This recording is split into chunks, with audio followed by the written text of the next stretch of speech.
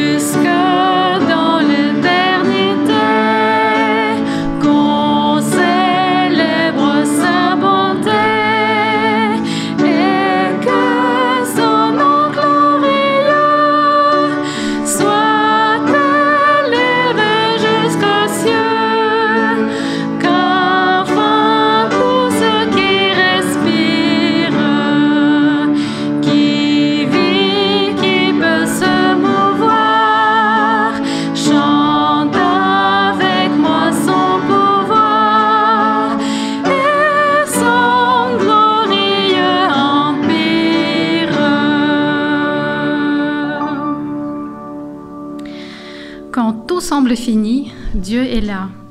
Dans la maladie, dans les ennuis, dans les défis ou les difficultés, et même dans l'injustice, Dieu est là. Il faut saisir sa main et se rappeler de tout ce que nous avons déjà vécu avec lui.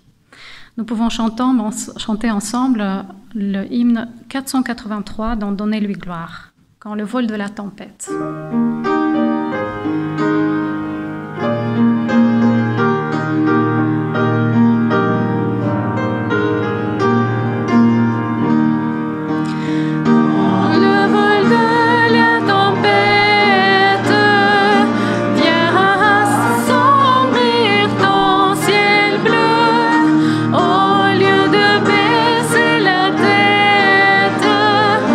Compte les bienfaits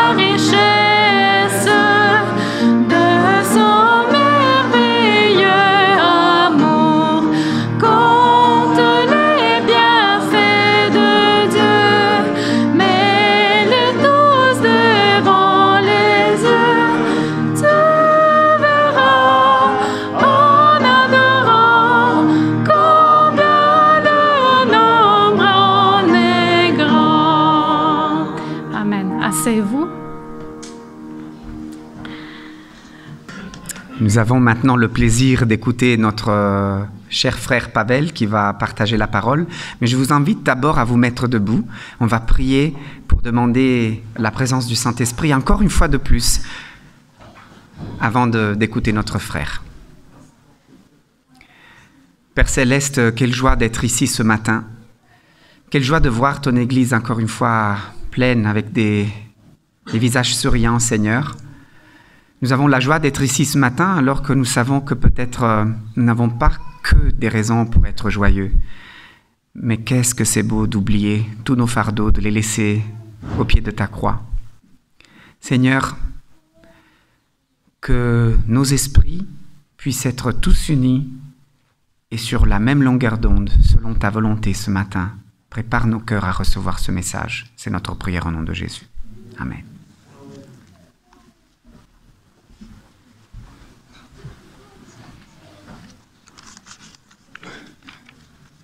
Bonjour. Je suis vraiment aussi très content de voir aussi vos visages souriants et attentifs. Ce matin, on a beaucoup parlé dans les classes respectives. C'était vraiment chouette. Et c'est vraiment une famille que je me sens là-dedans. C'est vraiment encourageant d'être avec vous. Et aujourd'hui, comme thème, je voulais choisir le thème qui nous occupe tous, je crois, le thème qui concerne notre Dieu. Pour le texte que je voulais lire, c'est en Exode 34, versets 6 à 7. Ok. Désolé, j'ai oublié le texte tantôt. Alors, nous sommes dans le livre de l'Exode, chapitre 34, les versets 6 et 7.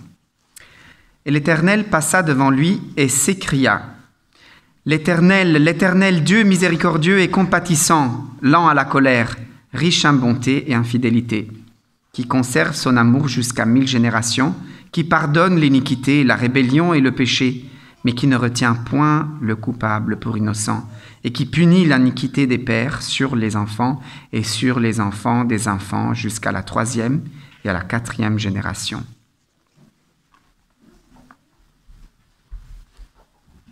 C'est le texte que vous connaissez peut-être tous, n'est-ce pas? C'est le texte qui Dieu lui-même proclame comme sa gloire, son prénom, son trait de caractère vraiment très marquant. Qu'est-ce qu'il est en essence? Aujourd'hui, ce matin, on a parlé aussi dans le classe, pourquoi est-ce que Jésus ne voulait pas devenir un roi? Justement parce que les gens n'auraient peut-être pas pu comprendre s'il deviendrait roi comme les rois de ce monde.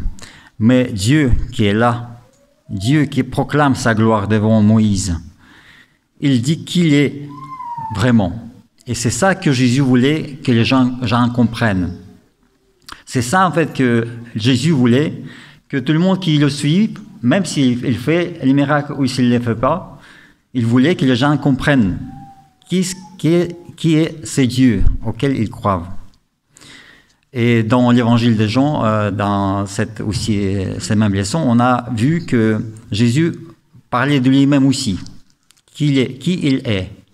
Je m'excuse si je fais quelques fautes, mais c'est pas ma langue maternelle, le français. Donc, qui il est, Jésus? Qu'est-ce qu'il dit au sujet de lui-même? Qui suis-je? Et là, dans l'évangile de Jean, on voit qu'il y a dans les leçons, on a vu aussi qu'il y a 7 « je suis » dans l'évangile de Jean. Premièrement, c'est le pain de vie. Deuxièmement, la lumière du monde. Troisièmement, la porte pour les brebis. Bon berger. Cinquième, résurrection, la vie. Le chemin, la vérité et la vie. Et septièmement, c'est le cep. C'est sur ces 7 choses que j'aimerais bien qu'on s'attarde et on voit qui est cet Dieu merveilleux et qui se propose comme un exemple à suivre. Qu'est-ce qu'il propose comme l'essence de son être pour nous, qu'est-ce qu'il nous donne par cette révélation. Dans Jean 6, 35, nous voyons que Jésus dit de lui-même que je suis le pain de la vie. Et on a vu qu'il a donné le pain aux gens, ils mangeaient. Mais par après, ils se sont revenus vers lui, n'est pas parce qu'ils voulaient comprendre sur ce qu'il voulait leur apporter, mais ils voulaient juste manger. Mais Jésus disait de lui-même que lui, c'est le pain de la vie qui est venu du ciel. Qu'est-ce que ça vous évoque? Qu'est-ce que c'est le pain de la vie venu du ciel?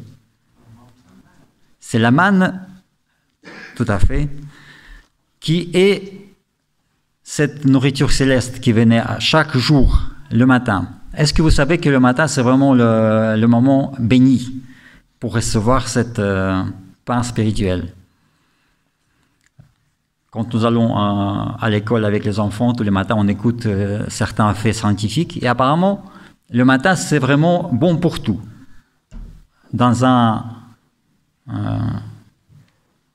moment, on a entendu que le matin, c'est bon pour les maths. Dans l'autre émission, on disait que le matin, c'est bon pour le sport. Mais apparemment, le matin, c'est vraiment le moment béni pour recevoir les choses. Qu'est-ce que nous faisons le matin?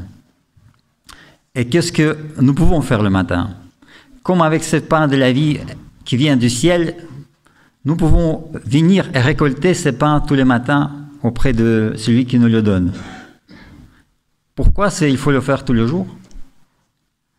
Comme le vrai pain qui est là, qu'on mange tous les jours pour subvenir à nos besoins, le pain spirituel, le pain que Dieu nous donne, il n'est pas pour toute la semaine, c'est pour tous les jours, au jour le jour,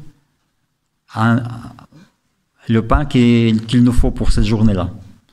Parce que le lendemain, ce n'est plus bon, ce n'est plus le même pain, ce n'est plus le pain qui nous rassasie spirituellement. Et vendredi, on fait combien? C'est vendredi, j'ai fait 10 fois le norme, parce qu'aujourd'hui, je suis devant vous. Mais est-ce que vendredi, on a le temps pour faire le double de la récolte? Et pourquoi on fait le double? Pour sabbat, mais aussi pour pouvoir le partager, pour pouvoir que ce pain puisse aussi servir aux autres. Donc, Jésus, quand il dit que lui, c'est le pain de la vie, les premières et les plus importantes choses, il faut qu'on le cherche tous les matins, tous les semaines. Et certains jours, encore plus. Deuxième je suis que nous rencontrons dans Jean chapitre 8, verset 12, c'est la lumière du monde. Comment est-ce que vous voyez ça? La lumière du monde ou la lumière pour le monde? Vous voyez la différence? La lumière du monde, la lumière pour le monde. Jésus, il voudrait que cette lumière qu'il est, que ça brille. Je ne sais pas est-ce qu'on peut l'exprimer comme ça, mais en quelque sorte, c'est nous, quand nous recevons Jésus tous les matins, et qu'on le reçoit parfois doublement, nous puissions être le canal de cette lumière que Jésus donne à ce monde. N'est-ce pas? Vous êtes d'accord avec moi? Merci. Un seul amen. En fait, Dieu dit qu'il n'y a point de ténèbres en lui. Vous connaissez ce texte, 1 Jean, 1er chapitre, verset 5. Pourquoi il n'y a pas un point de ténèbres? Parce que c'est le Dieu. Et quand Dieu vient à nous, il éclaire notre être. Et que par nous, il éclaire le monde autour de nous, il ne reste plus de ténèbres. C'est peut-être un peu flou, mais quand vous êtes dans la nuit noire, et vous voyez un petit point lumineux quelque part, vous pouvez voir vraiment de loin.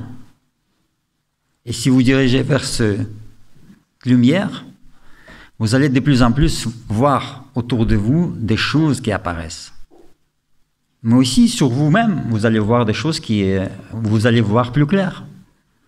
Et c'est ça ce que Jésus veut, que nous voyons des choses autour de nous, en nous, et pour que nous puissions être en communion avec lui et avec les frères.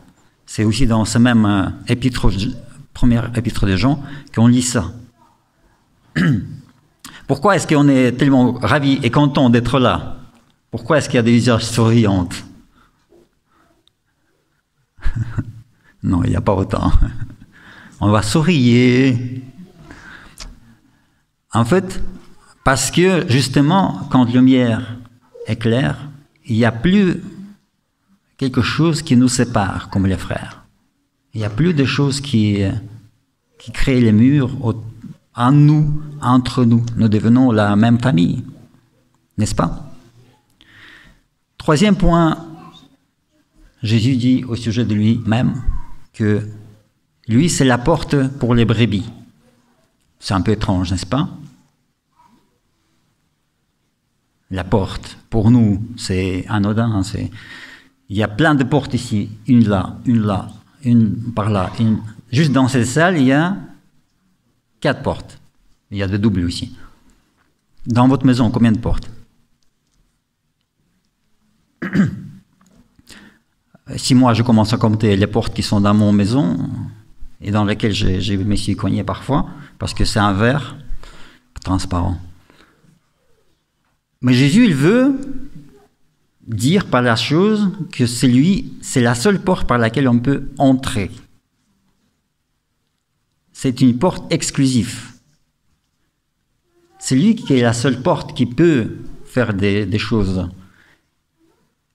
Et c'est la chose la plus importante, c'est de sauver. Pourquoi? Parce que là, plus loin dans cet évangile des Jean, on voit que c'est les brebis qui rentrent par cette porte-là. Pourquoi ils rentrent? Parce qu'il fait nuit, il fait tard, il fait peut-être pas trop bien dehors. Parfois il y a des loups, parfois il y a des choses méchantes autour. Et donc ils doivent rentrer. Et c'est derrière cette porte, ils trouvent leur refuge. Ils trouvent en quelque sorte la salvation. Ils sont sécurisés. Ils sont sauvés des choses méchantes qui les entourent dans le monde, on peut dire, un peu noir. Et donc c'est juste Jésus qui nous ouvre cet espace qui est sécurisé et qui est aussi destiné pour que nous puissions se sentir en sa présence. Mais pas seulement. Quand nous rentrons, nous ne restons pas éternellement. Nous devons aussi sortir pour trouver les pâturages. C'est-à-dire que nous devons aussi être socialement satisfaits, que nous devons aussi avoir des contacts libres et la communion avec les autres, ne pas avoir peur de ce monde qui nous entoure, parce que c'est Jésus qui nous donne cette liberté. En quelque sorte, il nous donne cette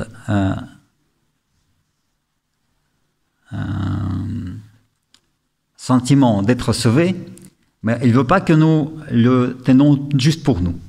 Il veut que nous allons dans ce monde. Il faut que nous trouvions cet pâturage dans lequel nous pouvons aussi partager. Et dans Jean 10 et les versets 11 à 14, nous voyons comment il est bon, comme le bon berger. Vous connaissez tous cette image de Jésus qui se présente comme le bon berger. Aujourd'hui, on a entendu l'histoire des bons bergers qui voulaient le bien pour son petit mouton. Et je voulais juste poser la question, comment il est bon? C'est-à-dire, comment je sens cette bonté. Quand il veut tondre mon toison, en fait, dans le verset 3 des chapitres 10 de Jean, on voit que d'abord je dois entendre sa voix et que je réagis à cette voix. C'est aussi en relation avec tout ce que je viens de dire. Quand Jésus nous parle, j'entends sa voix. J'entends quand il m'appelle. Et je distingue cette voix des autres voix qui sont parfois autour de moi. Puis il me fait sortir. Il n'y a pas de problème, je sors aussi, je ne reste pas. Verset 4. Jésus, il me propose de ne pas courir sur les chemins qui me semblent bons. Le mouton qu'on vient d'entendre, il ne voulait pas être coiffé ou bien rasé à plat. C'est en quelque sorte aussi l'image de ce que parfois nous croyons qui est bon pour nous, mais en fait, ce n'est pas le cas. Dans Isaïe 30, versets 20 à 21, je voudrais quand même lire avec vous parce qu'on a quelque temps qu'on n'a pas lu un texte. Vous pouvez ouvrir vos Bibles en Isaïe.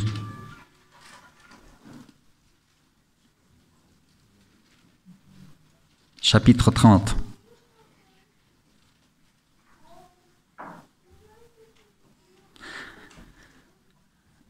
Versets 20 à 21. Quelqu'un peut lire?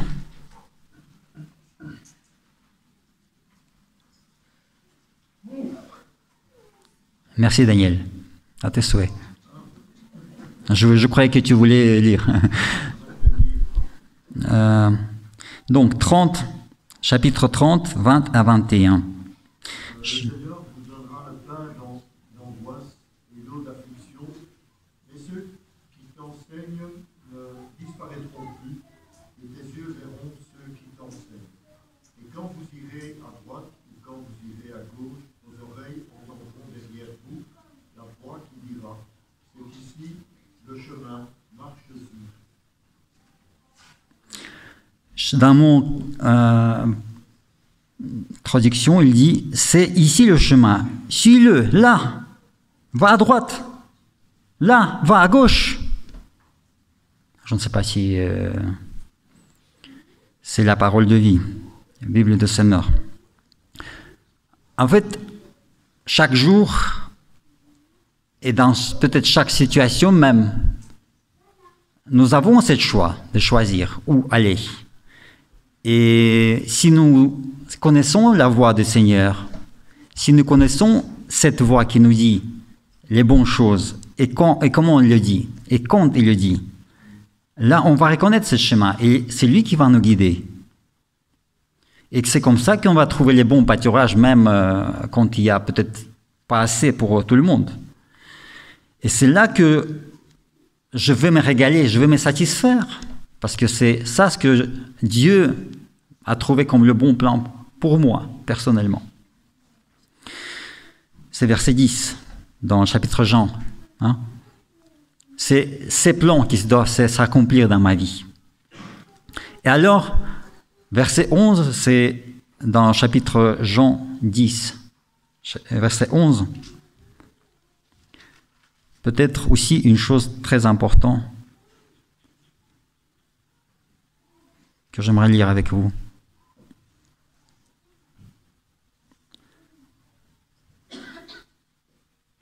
Moi, je suis le bon berger.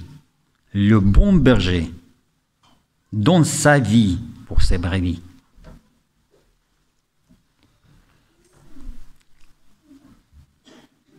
Le texte de Exode qu'on a lu, qui parlait de Dieu, comment il est, ici on voit que c'est l'apogée de tout. Qui est Dieu?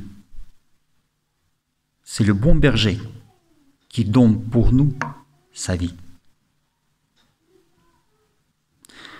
Alors, est-ce qu'on a vraiment Est-ce qu'on voit vraiment la portée de cette question? On va peut-être voir ça aussi dans les questionnaires après, ou dans notre vie de tous les jours. On le sent tout un chacun. Mais rendez-vous compte que notre Dieu, c'était donné pour nous jusqu'à la mort. C'est pour ça que il faudrait bien que je me rende compte de ce fait et que je lui suis vraiment reconnaissant pour cela. Sinon, il n'y a pas de relation. Il n'y a pas de relation qui nous lie. Je ne peux pas juste profiter de Jésus. Je dois aussi comprendre que combien ça a coûté pour lui. Donc, je le connais personnellement. Et verset 16, je fais en fait le parti d'un troupeau qui est assez différent. Pas tout ressemble à moi. Pas tous ont le même état d'esprit ou les mêmes émotions ou les mêmes sourires ou les mêmes pleurs. On est tous différents. Jésus nous appelle de faire partie de troupeaux très disparates, on peut dire. Peut-être parfois difficiles, parfois méchants. Et c'est pour ça que je voulais lire encore un texte qui se trouve à Ézéchiel 34.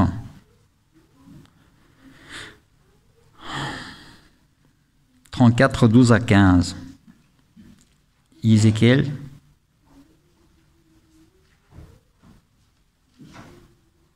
34, 12 à 15.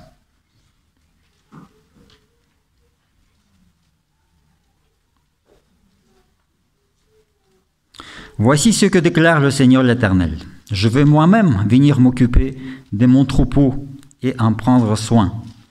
Comme un berger va à la recherche de son troupeau le jour où il le trouve dispersé, ainsi j'irai à la recherche de mes brebis, et je les arracherai de tous les lieux où elles ont été dispersées, et un jour de brouillard et de ténèbres.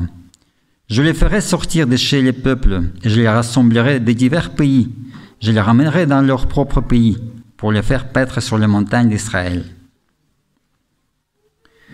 Je les ferai paître dans de bons pâturages, et ils auront le lieu de séjour sur les hautes montagnes d'Israël. C'est moi qui ferai paître mon troupeau, et c'est moi qui le ferai reposer. Le Seigneur, l'Éternel, je le déclare. Je chercherai le brebis qui sera perdu. Verset 16. Je ramènerai celle qui se sera égarée. Je panserai celle qui est blessée, et je fortifierai celle qui est malade. Mais je détruirai celle qui est grasse et forte. Je les ferai paître avec équité. Combien de sortes de brebis vous avez ici? Il y a sept différentes sortes, on peut dire. Des brebis faibles, égarées, blessées, malades, maigres. Maigres peut-être parfois à cause des autres qui sont grasses et vigoureuses, un peu même méchantes. Et c'est Dieu lui-même, et c'est Jésus aussi, qui est le bon berger, qui, par ces mots, nous dit qu'il va prendre soin lui-même de ce troupeau. Parfois, on est enclin de prendre les rênes dans nos mains et de voir un ou l'autre frère ou un ou l'autre brebis, si vous voulez. Vous êtes des brebis ou pas? Ou on est des boucs? Parfois, on a tendance de distinguer les uns et les autres et dire, voilà, tel est comme ça et l'autre, elle est comme ça. Mais Dieu voudrait qu'on fasse tous la partie d'un même troupeau. Et c'est lui qui va prendre soin. Et c'est lui qui va aller chercher. Et c'est lui qui va produire cette unité même au sein de ces troupeaux. Et il dit que je ferai paître avec équité. Et vous, mon troupeau, voici ce que le Seigneur l'Éternel déclare. Je prononcerai mon jugement entre brebis et brebis, et entre bélier et bouc. C'est Ézéchiel qui le dit de la part du Seigneur. Ça nous concerne peut-être dans moins de mesure parce qu'on est souriant, on est bien en chair, on n'est pas trop grasse, on n'est pas méchant. Je suis content d'être avec vous. Et aujourd'hui, on va continuer. Pourquoi? Parce que c'est pas que les bonnes choses qui sont présentes dans notre vie. Et Jésus se présente aussi comme la résurrection et la vie. Dans Jean chapitre 11, 25. Jésus dit « Je suis la résurrection et la vie ». Mais nous ne comprenons pas peut-être l'étendue de ces mots avant qu'on ne se retrouve devant la mort face à face. Mais c'est Jésus qui nous donne l'espérance sur la vraie vie. La vie que nous menons ici, c'est la vie temporelle. Elle est limitée. Un jour, comme dit apôtre Paul dans l'épître aux Hébreux, un jour nous devons tous mourir. Et c'est juste la vie terrestre qui se termine. Mais avec Jésus, nous avons la vraie vie. Et ça se termine jamais. Vous êtes d'accord avec moi? Jean, le 6e, je suis. Jean dit que je suis le chemin, la vérité et la vie. La vérité et le chemin, c'est peut-être la meilleure image pour nous. C'est le chant qu'on chante parfois, les flots mugissants. Vous connaissez ça? Quand il y a la tempête et nous devons entrer dans un bon port et parfois on ne connaît pas le chemin. Il faut qu'il y ait quelqu'un avec nous qui nous mène dans les 3 chemins. Et c'est lui en fait qui est notre navigateur. C'est lui qui tient les rênes et qui mène le bateau. Et c'est lui qui montre le chemin. C'est lui qui nous donne le vrai chemin et la vraie vie et qui nous amène au bon port. Et si on accepte, il va nous faire rentrer dans son repos. C'est ce que vient de lire aussi dans Ézéchiel, qu'il veut nous donner ce repos intérieur. Et toute dernière, je suis de Jésus, et c'est ce qu'il veut que nous savons sur lui, ce que lui, c'est le cep. Je ne sais pas s'il y a beaucoup d'agriculteurs ici. Moi, je suis un peu agriculteur, je le fais en Ukraine, en Russie, ici moins. Mais est-ce que ça vous parle? Que vous êtes une petite branche, un sarment. Vous êtes attaché à Jésus. Et si on vous coupe, c'est Jésus qui pleure. Quand vous coupez la branche, le jus ne sort pas de ces côtés-là. C'est le cep qui peut des semaines entières pleurer. Restons attachés à Jésus. Lui, il nous fait fortifier, il nous purifie par sa lumière, par sa parole, pour que nous donnions plus de fruits. Et le fruit de Jésus, vous connaissez tous. C'est la joie, c'est l'amour, c'est la fraternité. Et j'aimerais bien que nous tous restons à jamais, pas seulement le matin ou vendredi doublement, mais toujours accrochés à ces cèpes, recevoir cette pain de la vie qui nous nourrit, qui nous donne la vraie vie et qui nous amène au bon port, avec du repos. Il y a plein des images. Et je vous donne aussi un devoir. Trouvez dans votre vie de tous les jours quelque chose qui vous rappelle de Jésus. Pour que quand vous puissiez regarder ou voir cette chose, vous pouvez se dire, c'est aussi cette qualité que je voudrais avoir. comme Jésus l'est, pour que nous puissions lui ressembler de plus en plus. Amen.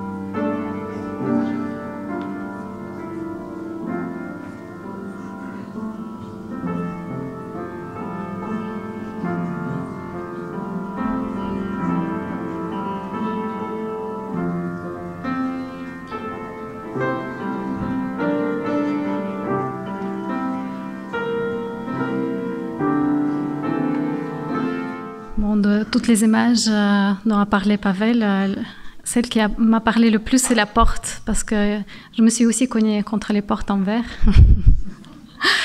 Et je trouve que oui, près de Jésus, on est dans un endroit sûr et tranquille. Chantons ensemble dans Donnez-lui gloire 467, près de Jésus. Pouvez vous lever?